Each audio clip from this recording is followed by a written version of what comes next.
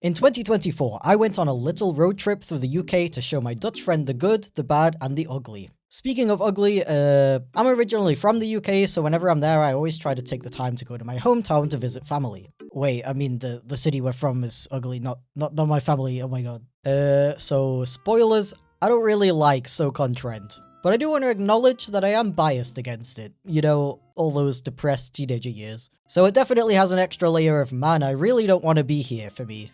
It's still pretty bad though. Welcome to Stoke-on-Trent. We got, pottery. Wait, we don't do that anymore. Defibrillators. Gambling. The goth shops are pretty cool. Like, unironically, I wish we had more of those in Germany.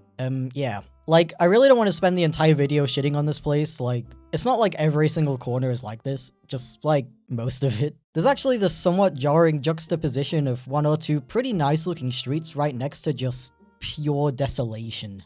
I do want to specify that I am mostly talking about the city center here, because that's where I spent most of my free time growing up. You know, the 10% of the time that I wasn't holed up in my room on the internet. I mean, in hindsight, can you blame me for wanting to escape to the internet when I lived here? It's not even like, oh, now that I'm an adult, I can see all the bad things. It's literally been like this for as long as I can remember. Actually, no, it somehow got worse. The sad thing is, it's not even like the city hasn't even been trying. Throughout my life, there's been countless renovations, new projects built, when they don't get cancelled before even starting. But it's like trying to teach an old, depressed dog new tricks. The city just refuses to be revived. It's like it's just as depressed as the people who live there. I'm not smart enough to theorize exactly why it's like this. I think this is just a common fate of industrial cities, especially those that used to be famous for something that's either not needed anymore or is since manufactured somewhere cheaper. And it's definitely not a UK only thing. Trying to bring back a city from that and give it a new purpose is objectively a difficult task. Personally, if I may be so bold, I think it would help if we would focus on the one single good thing that comes out of Stoke-on-Trent: the oatcake. The oatcake is the epitome of British food. A cheaply made bread thing that you can fill with pretty much anything you want. And it's damn good. If we simply shift the purpose of Stoke-on-Trent away from being the place where you get a cheap hotel in when you go to Alton Towers, and focus all of our marketability entirely on the oatcake, the city would be restored to its former glory, and everyone would become rich overnight, in my opinion.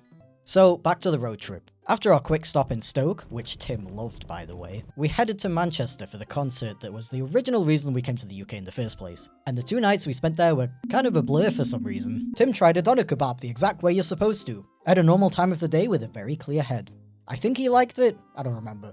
Oh yeah, also the Stardew Valley concert was really cool. It was in a small, cozy concert hall, the audience was great, many tears were shed, and it marked a really nice middle point for our journey. I absolutely love Manchester, by the way. Real quick, I'm not trying to compare Manchester to Stoke here. We just went to Stoke, then Manchester, then back to Stoke, so it fits in chronologically here. But yeah, tons of stuff to see and do, generally cool events and vibes. And personally, I actually recommend it over London if you're thinking about visiting the UK sometime. Like, London is cool and all, but it's very, very different from the rest of the UK, and extremely touristy. Not that Manchester isn't touristy in some ways, but you do get a more authentic UK experience there in my opinion. Just make sure to stop by Stoke-on-Trent to buy 150 oatcakes. So, this video was voted on by my patrons. I often do little polls over there to help me decide what videos to make next and other decisions related to my art and stuff. So if you want to get involved or just generally support my stuff, consider checking out my Patreon. Sorry this one is a bit shorter. The next part of the road trip story involves our first camping experience that definitely did not go very wrong and needs its entire own video. Thanks for watch. Don't forget to buy my video game as well as 300 oatcakes.